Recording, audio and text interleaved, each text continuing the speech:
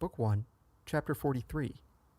that men fighting in their own cause make good and resolute soldiers. From what has been touched upon above,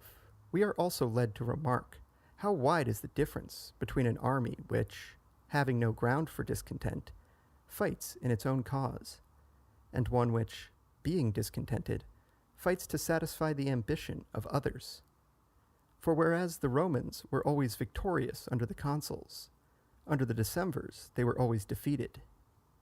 This helps us to understand why it is that mercenary troops are worthless, namely, that they have no incitement to keep them true to you beyond the pittance which you pay them, which neither is nor can be a sufficient motive for such fidelity and devotion as would make them willing to die in your behalf. But in those armies in which there exists not such an attachment towards him for whom they fight as makes them devoted to his cause, there never will be valor enough to withstand an enemy, if only he be a little brave.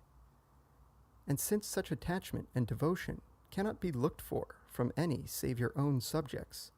you must, if you would preserve your dominions, or maintain your commonwealth or kingdom,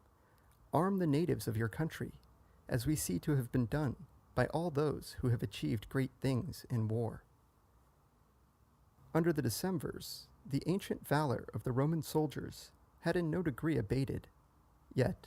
because they were no longer animated by the same good will, they did not exert themselves as they were wont.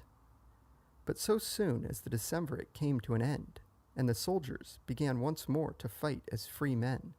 the old spirit was reawakened, and, as a consequence,